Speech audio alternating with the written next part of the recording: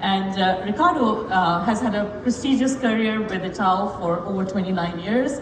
Ricardo's been leading the technology direction, the systems, platforms, innovation, among other things. Ricardo's very successfully steered the company's largest business and technology transformation over the last 2 years, and the all-in cloud journey. So thank you for joining us today, and we look forward to hearing from you and learning from your insights. Thank you, my pleasure. Before we jump into the panel, I thought it'd be good for us to know you both a little bit more personally. And Ricardo, you live in one of the most vibrant cities in the world, Sao Paulo. Mm-hmm. So when you do have some time, what do you do for fun? You're totally right. It's a super vibrant city. I love going out, doing things like having food in good restaurants. There's a lot of different restaurants from different parts of the world. And I love sports as well. I do biking. So every morning I try to cycle and over the weekends too. That's awesome. That's nice. And Al, if there was any place you could be today, right now, where would you want to be? Honestly, Gita, I want to be home. My oldest daughter has a physics test and a history test, and I would love to be home with her right now, helping her with her physics, just to be honest. That's awesome. I love it. Ricardo, if you were to use one word to describe yourself, what would that be? Happy, probably. Nice. Yes. Awesome. Love happy. Earl, what would be one word that describes you? Well, it's hard to follow that up. I guess I would say blessed. Nice. Well, thank you both for being so spontaneous and sharing a little bit about your personal side with us. Moving on to the panel. Ricardo, Itaú has been going through the digital transformation journey now for over 2 years, and it's been very successful. What was the goal or objective that your organization was trying to achieve with this transformation? And how did AWS help you or partner with you in achieving that outcome? So what we saw in the last few years, and it's not different from any other part of the world or any other industry, is a total change in the competitive landscape. We saw newcomers like fintechs, like startups. We saw incumbent banks changing a lot what they were doing as well. We saw companies from other industries also trying to play in the financial services arena. And all of those movements have in common a much stronger customer centricity. People using technology in order to provide better services and products to the customer. And the speed of change just gets higher over time. So we started seeing that movement 10 years ago or something. And we decided that we had to do something in order to be more competitive. Itaú is a company that is pretty honest with itself, recognizing problems that we have and trying to work hard on getting better. So we said, there's a lot of stuff that we have to change in order to compete in this new environment. And we established a program over time, not of course at the beginning we knew everything, but looking backwards, what we have done, we have changed the ways of working. We have invested a lot in modernizing our platform. We have invested in culture a lot as well. We have invested a lot in the data program. So there are different pillars of our transformation that we learned over time that we should have, I would say, strong investments for us to perform better in this new environment. On technology modernization, we spent a couple of years actually trying to figure out how to modernize a platform that is almost 50 years old and quite large. Itaú plays in every single business that you can imagine in a financial institution, and we also have an insurance company. So from wholesale to retail, from credit cards to current accounts, all types of services. And modernize, having a strong strategy for modernizing pretty much everything that brings competitive advantage to the bank. It's not an easy task when you every day have to compete and provide services, right?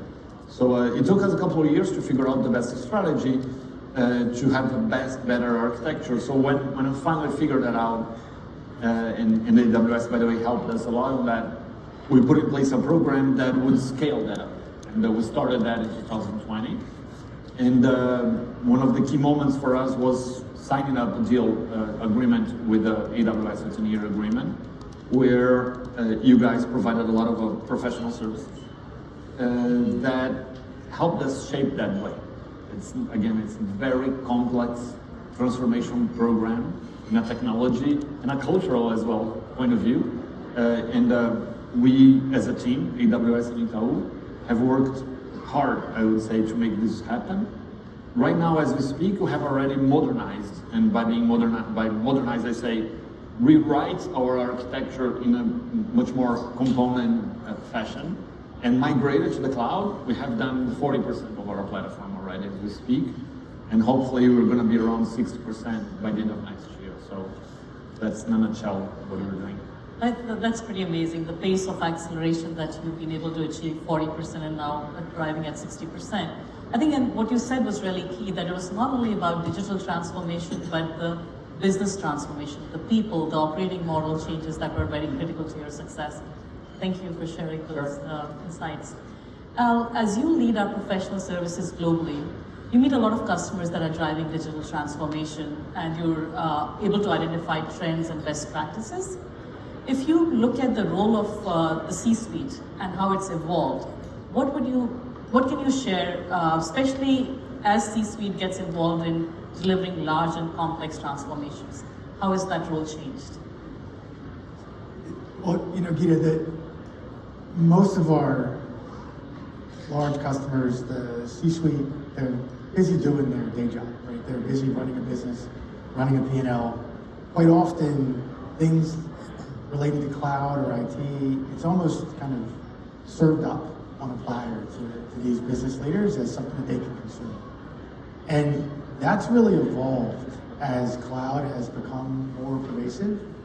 Because of all the benefits that cloud has to offer, just piggybacking off of what Kara said, relative to a true business transformation, the C-suite now has really become more of a change agent than ever before. Right? I don't mean this in a top-down way. I mean in the idea of what do we need to do within the organization to drive this change effectively so that we can get max adoption associated with what we're trying to accomplish. I got to say, from an ERP revolution, e-commerce revolution, I've just never seen the C-suite have such a transition to becoming a change agent. And I think in part that's because what you see coming with the cloud is so business-oriented, affecting business models, affecting new revenue streams, impacting customers in a different way. It kind of creates that energy that brings everybody in, where the C-suite has to really function as a change agent because it's so transformational to the business model. If I had to pick one thing, that's what it would be. And you're so right on that. When I remember the story that we went through the years, Yep. when we first started, the conversation with the C-suite was very hard, or something like, this is a tech problem. Yeah, right? see? Yeah, and that's how it started. Yeah. And then people start to realize there are business benefits on doing this. But it starts as a spark in one business unit, and all of a sudden you have someone in the C-suite who says, you know what, I did this tech thing that they talk about, it worked, my business got better. And people start having these conversations, and over time you change. Yep. But I think the most important thing on this transformation is you have to have resilience. You have to believe that things will happen, but it takes time because it's a cultural change. It's a different mindset. It's a complex shift, especially for people who have been very successful over time. They're a C-suite for some reason, right? And it's hard for them to do such a big change. Yep. So it takes time, and you have to wait and help them change it. And everything you just said, you didn't mention technology one time. Yeah. Right? That's how impactful this is, right? So it's just 100%. So taking that forward, and is there a practical operational model or a framework that you've seen successful that AWS enables for these large, complex transformations? Yeah, so from a ProServe perspective, we have whole practices and offerings specifically around operating model transformation, business model transformation. That's front and center. So at the end of the day, I don't know how you embark on a cloud journey without seeing that evolution, because so much changes relative to workflow and as you move to microservices and all that good stuff. So those types of capabilities are readily available within AWS to be able to assist and support customers, and then specifically within the ProServe business. You know, I would say that as customers really think about this change journey and they think about what happens with this operating model, recognize that there's people behind all of this that have to make this happen, right?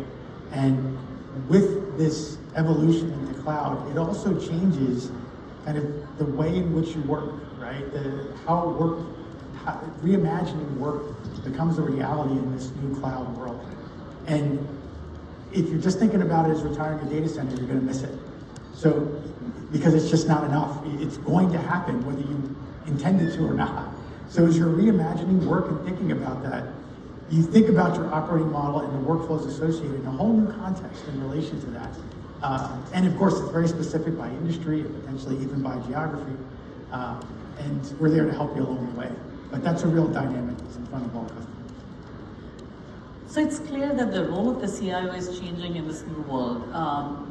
Itao's transformation was highly complex, and it transfers a lot of your peers or the C-suite at the bank level. Mm-hmm. As a CIO, how do you reach across teams and collaborate and resolve challenges? Because as I understand, you had almost 80 communities and 1,500 people working across teams to make this transformation happen. Yes. How do you have a common vision and remove challenges and obstacles? So we've learned over time that there's a key success factor on this transformation, which is you've got to make sure that the teams that are actually running the business, they have common objectives.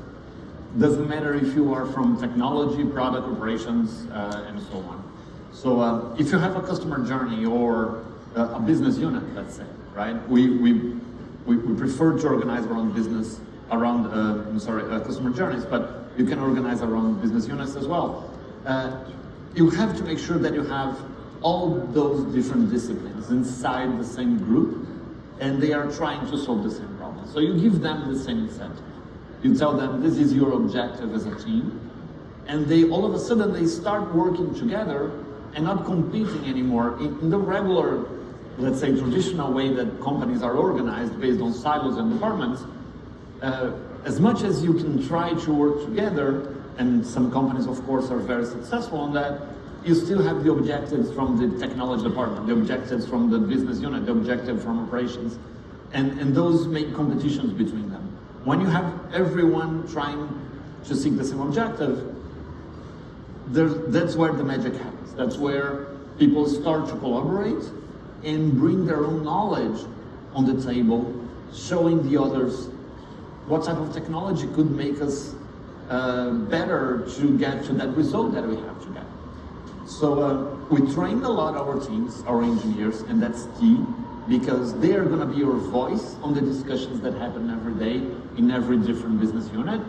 So they got to know what they are doing. They got to know the benefits of a better technology, the benefits of having faster technology. How can you deliver more value to the customer if you have a better technology, if you can try things faster? So if you have a well-trained team, then they will participate in the business discussions, and they will bring the idea of having new technology. And what we see is that when we try to do this in the old model, we never get the money. It was like, we have to modernize, we have to have better technology, but that looked like, oh, that's a back office problem. It's not a problem of the business, right? And when you have that model that people are discussing together, they realize that better technology will make more business, will make business better. So that's how we start collaborating with one another and each other. And that's how the C-suite learns as well, because they hear from their own team that better technology will make a better business, will make customers happier. And then they start saying, what's going on here? I gotta learn this, right? And that's when things start to change at scale. Interesting. So it's important to remove those silos and work as one team across the different functions to get to the pace of acceleration that you witnessed. And this is why the C-suite has to be a change agent. Because without the C-suite as a change agent, how do you remove those silos, right? It has to have some top-level sponsorship to say, this is what we're going to do, this is how we're going to operate, this is how we're going to reimagine work, and help really drive the change. Exactly. And if I may add on that, Yeah, of course. the CEO leadership is key for this. Yep. Because if you treat this transformation as a project, then someone is transforming while we're doing the business, right? While life is happening. Yep. It has to be the business itself. The CEO has to say, we're going to operate differently. Yep. This company is going to be different a couple of years from now. So that's what we're going to do. That's what we're trying to become. Excellent. That's great. So, to be the change agent at a C-suite level, what skills do you think are required today across the C-suite to make that happen? Well, there's quite a lot, I would say. If I can pick some of them, I think the most important one is to be open for learning. We live in times of learning, I would say. I've been with the bank for 29 years, as you said. Probably this is the time that I have seen that we have to learn more. There's so many things that we have to understand that are changing, and it only gets more complicated over time. Right? More stuff you have to be able to prioritize, to choose what to learn. And by learning, I mean, it's not only learning technology, but learning new ways of working, learning how to bring value to the customer, learning how to collaborate better, how to make better incentive models, how to change culture. So it's a constant change that gets more and more complicated. If you don't get used to change your company, to transform your company constantly, then you're probably not going to be as competitive as you should, probably. So learning, it's a very key component of a C-suite. The second one is collaboration, so that we're talking about here. So again, sometimes C-suites are very independent, right? Someone sits there, has, I don't know, 10,000 people to take care of and has its own life. And then, again, in this new model, collaboration is key, in my opinion. So, because of the teams are not working by themselves anymore. If you're head of a business unit, probably you have people from technology, you have people from design that is not under your organization working to deliver the goals that you have to deliver as a business person, right? So you gotta collaborate, and you gotta lead your team for collaboration. That's again, something very important. And last one that comes to my mind, it's about customer obsession. Many companies today are customer-centric. From my experience, there's always space to be more obsessed with the customer. I cannot say how much better we became over time to be closer to the customer, but we're not even close where we should be, in my opinion. We gotta get much better than we are, and that's an everyday work. Bringing the customer to the table in every discussion that we have is something we're trying to do all the time. Now, some thoughts. I think that the C-suite needs to develop some fluency as it relates to this. Historically, when we talk about anything technology related, a little bit of a glaze over. They don't necessarily have a real mastery of the language, a real mastery of the vocabulary. They don't need to be experts, but there needs to be a fluency because a change in language and a change in tradition will change a culture. Change in language, a change in tradition will change a culture. So if you can change the language, you can change the traditions in which you operate, then you'll see the culture change in kind. And then I think they'll all kind of begin to come together as one around this new mission and this new vision. Good. That's great takeaways. So lean in, be learn and curious. And it's also interesting because I hear the CIO say a lot of you have to be comfortable being uncomfortable and making the organizations feel comfortable being uncomfortable. This changes, that's the way to drive change. Great insights. Ricardo, you mentioned enhancing the banking experience for your customers was key to remain competitive and was one of the drivers for this transformation. In your mind, what are the main innovation areas where you're investing to enhance that customer experience? Mm-hmm. So there's a lot. As we have implemented this ways of working, this methodology of distributing actually responsibilities and building teams that are multidisciplinary, all of them have the incentive of trying out new stuff that will get closer to the customer. So in the last few years, we're seeing a lot of new innovation coming out of the bank, from new apps in retail, to new tools and investments, going through even new regulations. Brazil has a new countrywide wire transfer program from the central bank, and we were able, and it came out 2 years ago, we were able to launch 100% running AWS. We were the only one who did that among the big banks, and it was very successful. Time to market was just amazing. So definitely, I think that in all areas we're seeing a lot of new stuff coming out faster and faster. To give an example in terms of the amount of things that we are deploying compared to 2018, 4 years ago, we are deploying 9 times more software than we used to. Our time to market have reduced something around 60% in the last 3 years since 2018. So we're seeing a lot of speed up and also being able to build more stuff along with the customer to innovate. And that's what we're trying to do by the end of the day. So exciting services, the pace of innovation is amazing, and you're doing a lot more feature enhancements and product Exactly. time to market. How can AWS continue to help you in that space going forward? I think the challenge then doesn't get easier over time with such the amount of solutions that you guys have just launched. A lot of them will help us a lot in many problems that we have to solve. So I think we are collaborating all the time, bringing problems to AWS that we would love to solve, and that you're learning from us these problems, and we're building solutions together. Sometimes AWS comes with solutions from other customers that fit for us as well. So I think that type of interaction, where AWS has the honest willingness of understanding problems from customers or from customers of their customers, and be able to launch new stuff, new products, new services that all the time bring better experience to our customers. I think that's key for us. My team was super excited this morning with a lot of new services that will help us a lot in problems that we're trying to solve. So that's the type of thing that I think is good for both companies, and customers only benefit from that. Awesome. As you look at taking your transformation to the next level, and there's stuff around economic challenging times and some headwinds, how does Itaú continue to accelerate its transformation during these challenging times? It's a very interesting moment, tough of course, but we've been modernizing the bank at scale in the last 2 years. Years before that we were learning a lot, trying things and failing, to be quite honest. But what we're seeing today is that we're reaching a point where we're starting to look at efficiency opportunities. And that's how the environment actually is pushing us. But it's like the two things happen almost simultaneously.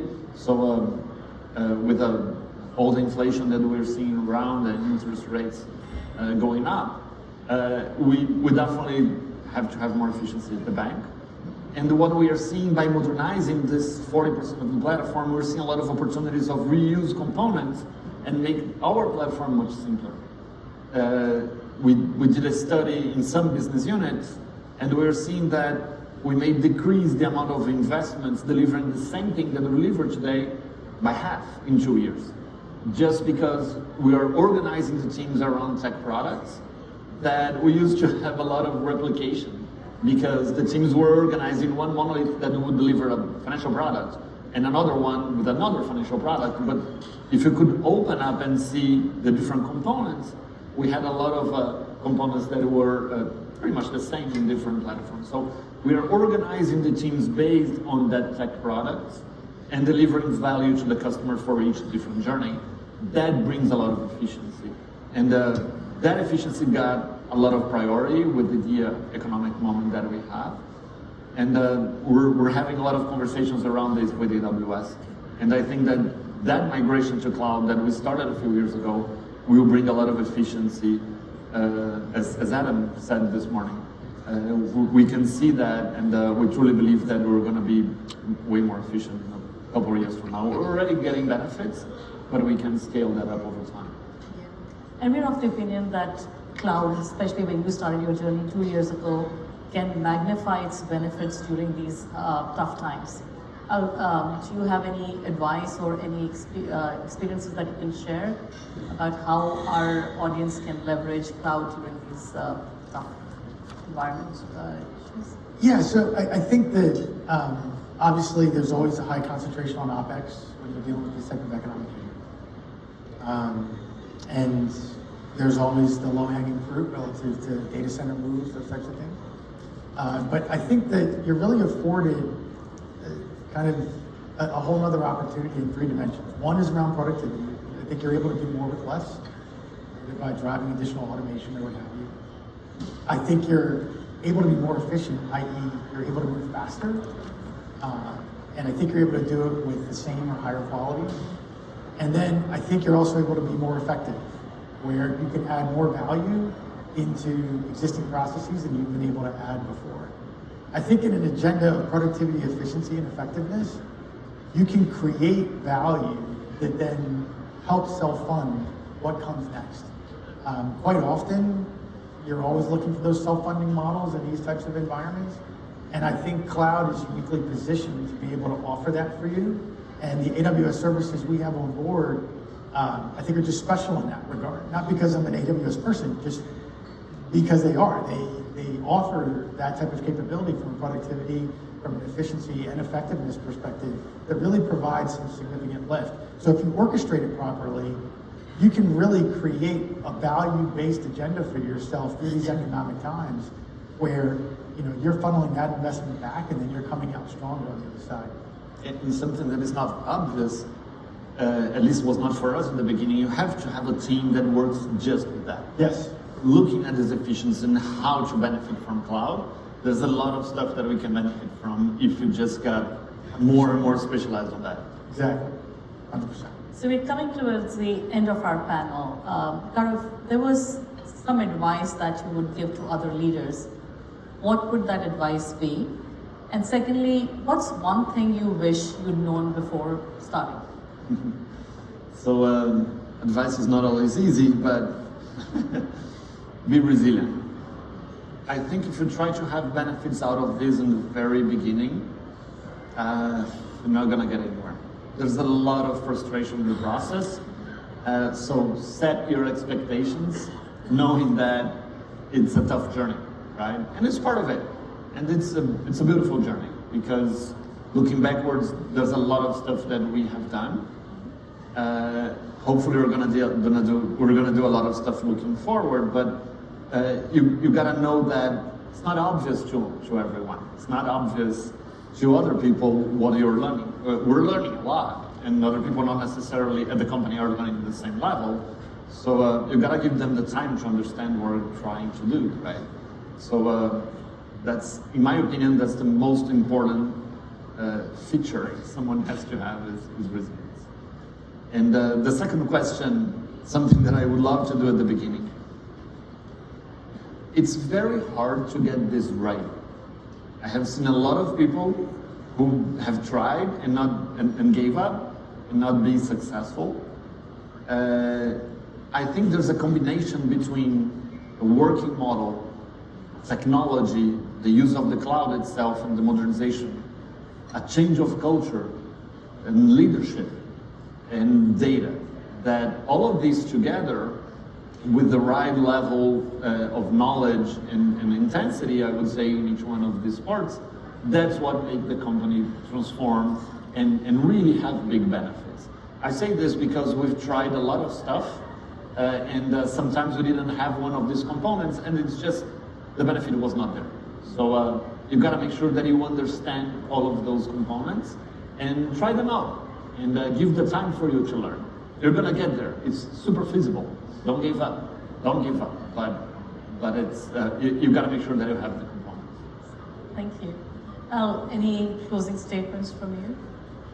No, just in the interest of time, if there's one thing that I think you should take away is this isn't a digital transformation, it's a business transformation. So if you're in an environment right now where you spend most of your time talking about a digital transformation and all that it can be digitally, you're going to struggle, especially as these economic headwinds approach. Invest the time in a line of business, invest the time with business leaders, help them to understand the transformational effect associated with AWS. Feel free to use ProServe in that regard as well. Whatever it is that's going to help you turn this into a business transformation is what will be a seed to your long-term success. Awesome. Thank you. That was some amazing insights. So we talked about be resilient. This is a journey, and you've got to take the teams together with you. We learned from you, Ricardo, that this is not only about digital transformation or technology transformation. It's all about business transformation. So you have to have the operating model right. You have to have the culture right, as well as the people and technology right. Also, data is key, and talk about data being the focal point of innovation and disruption. So with that, I want to thank our panelists for such an engaging discussion. Thank you all, and I want to thank the audience for being part of this session. And that brings us to the end of the session.